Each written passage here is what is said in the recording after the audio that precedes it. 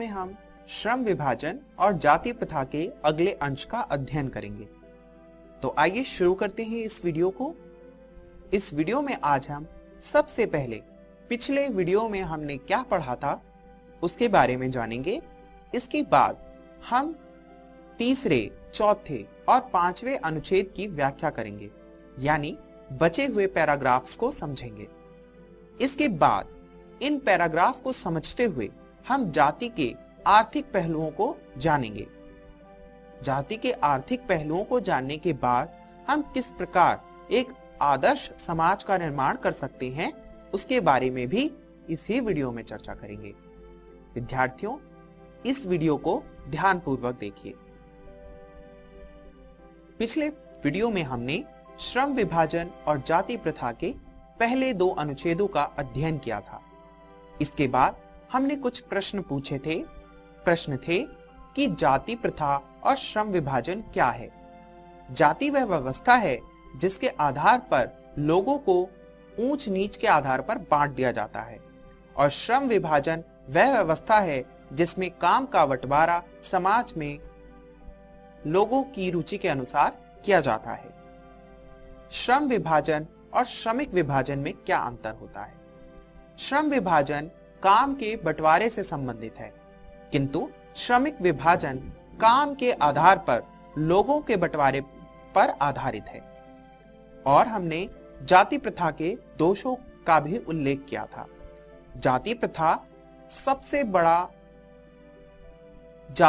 का सबसे बड़ा दोष यह है कि बचपन से ही व्यक्ति का जन्म से पहले ही पेशा निर्धारित कर दिया जाता है। अब आगे का पाठ स्क्रीन पर देखिए। आपको इस पाठ का अगला अनुच्छेद दिखाई दे रहा है। यह है अनुच्छेद संख्या 3। डॉक्टर अंबेडकर इस अनुच्छेद में बताते हैं कि जाति प्रथा जो है वह दोषपूर्वक पेशे का पूर्व निर्धारण ही नहीं करती, बल्कि जीवन भर के लिए उसमें बांध देती है, और इससे ऐसी स्थिति उत्पन्न होती है कि लोग भूखे मरने लग जाते हैं। इसका उदाहरण देते हुए वे कहते हैं कि भारतीय उद्योगों में निरंतर परिवर्तन होता रहता है। क्योंकि उद्योगों में परिवर्तन हो रहा है, इसीलिए पेशे में भी परिवर्तन होगा। पर यहां पर पेशे में होने वाले परिवर्तन को जाति प्रथा स्वीकार नहीं करता, यानी जाति प्रथा में पेशे के परिवर्तन की अनुमति नहीं होती, जिससे एक भयंकर स्थिति का सामना व्यक्ति को करना पड़ता है, क्योंकि वह अपने पेशे को स्वयं नहीं चुन पाता, और जिस पेशे में उसको बांधा गया है उस पेशे को वह अनमाने ढंग से करता है, और इसीलिए उसे भूखे मरना पड़ता है। यही जातिवाद का सबसे बड़ा दोष अंबेडकर को लगता है। वे कहते हैं कि जाति प्रथा पेशे को बदलने की अनुमति नहीं देता, और इससे समाज का विकास होने की बजाय समाज का ह्रास हो रहा है। इसीलिए जाति प्रथा का समर्थन अब छोड़ देना चाहिए। आइए अब अगला अनुच्छेद देखते हैं। विद्यार्थियों, स्क्रीन पर इस पाठ का अगला अनुच्छेद है। डॉक्टर अंबेडकर कहते हैं कि यदि हम श्रम विभाजन को जाति प्रथा की दृष्टि से देखें तो भी इसमें बहुत से दोष होंगे। जाति प्रथा में कोई भी व्यक्ति अपनी इच्छा के अनुसार अपना पेशा नहीं चुन सकता। यही इसका सबसे बड़ा दोष है, क्योंकि इसमें व्यक्ति की अपनी इच्छा नहीं होती। उदाहरण के लिए, यदि आपका जन्म होने से पहले ही समाज इस बात का निर्धारण कर दे कि आप बड़े होकर एक इंजीनियर बनेंगे, किंतु आप बड़े होकर एक डॉक्टर बनना चाहते हैं, ऐसी स्थिति में आप क्या बेहतर बन पाएंगे, एक डॉक्टर या एक इंजीनियर? बिल्कुल सही, आप अपनी इच्छा से एक अच्छे डॉक्टर बनना चाहेंगे। ऐसी स्थिति में लोगों के मन में कार्य के प्रति अरुचि उत्पन्न होती है, यानी अगर आप जबरदस्ती एक इंजीनियर बनेंगे तो आपका मन उस इंजीनियरिंग में नहीं लगेगा, क्योंकि आपका मन तो डॉक्टर बनने में लगेगा। वह आपके लिए एक रुचि का विषय होगा, आप उसे ज्यादा अच्छे से कर सकते हैं। इसी बात का उल्लेख डॉक्टर अंबेडकर करते हैं। वे कहते हैं कि आर्थिक स्थिति पर अगर हम विचार करें तो हम पाएंगे कि लोग अरुचि से इस काम को करते हैं, वह अपनी आवश्यकताओं को पूरा नहीं कर सकते, वह गरीबी और उत्पीड़न से ग्रस्त हो जाते हैं। और गरीबी और उत्पीड़न ही इस समाज का सबसे बड़ा दोष नहीं है। इस समाज का सबसे बड़ा दोष यह है कि अरुचि पूर्वक किसी काम को करने के लिए विवश करना, यही इस समाज का सबसे बड़ा दोष है। आगे डॉक्टर अंबेडकर कहते हैं कि ऐसी स्थिति में, यानी जहां पर व्यक्ति को अपने काम को खुद चुनने का अधिकार ना हो, वहां पर जो काम होगा वह सही नहीं होगा। लोग उस काम को अरुचि से करेंगे, और अरुचि से अगर किसी काम को करेंगे तो सबसे बड़ा नुकसान ये होगा कि लोग उस काम को टालते रहेंगे, यानी ठीक से नहीं करेंगे, उनका दिल उसमें नहीं लगेगा। हाँ, दिमाग से वह उस काम को जरूर कुछ हद तक कर सकते हैं, पर फिर भी उनका दिल और दिमाग उसमें नहीं लगेगा। वह इस बात को सिद्ध करते हैं कि वहां पर लोगों की अपनी शक्ति जो होती है, उनकी जो लाइफ स्किल होती है, उनकी जो क्रिएटिविटी होती है, उनकी जो रचनात्मकता होती है, वहां पर खत्म हो जाती है, क्योंकि उन्हें एक पूर्व निर्धारित पेशे में ही काम करना पड़ता है। विद्यार्थियों, आइए अगला अनुच्छेद देखते हैं। अगला अनुच्छेद है 5, जो कि पृष्ठ संख्या 3 पर है। इस अनुच्छेद में लेखक बताता है कि इस समस्या को हल करने के लिए इसके रचनात्मक पहलू पर विचार करना चाहिए, यानी इसको कैसे सुधारा जा सकता है, इस पर विचार करना चाहिए।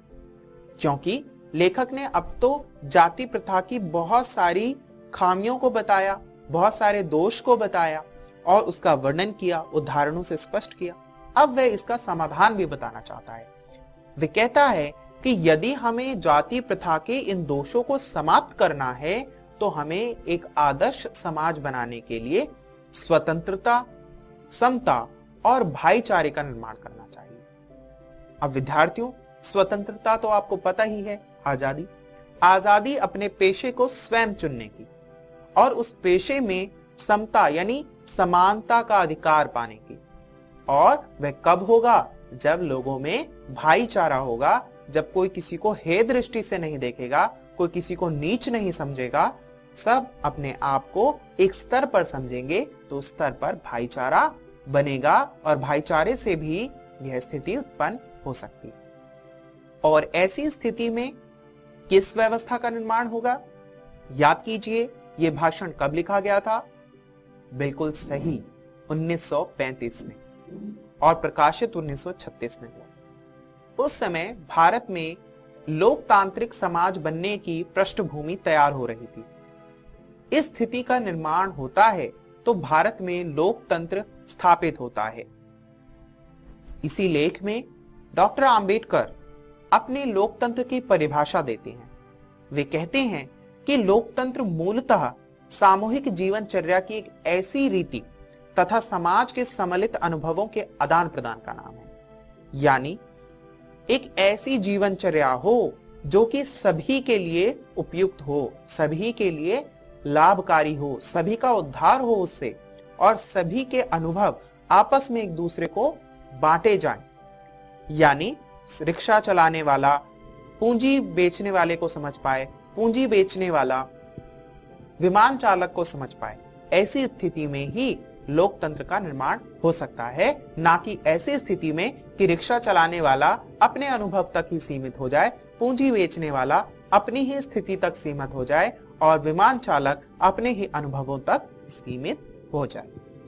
तो विद्यार्थियों, ये था ये पूरा निबंध जिसमें आंबेडकर ने जाति प्रथा और श्रम विभाजन के विभिन्न पहलुओं पर विचार किया। तो आज की इस वीडियो में हमने तीसरे अनुच्छेद, चौथे और पांचवें अनुच्छेद को पढ़ा और साथ ही समझा। विद्यार्थियों, आपसे उम्मीद है कि आप घर से इस पाठ को पढ़कर आए होंगे।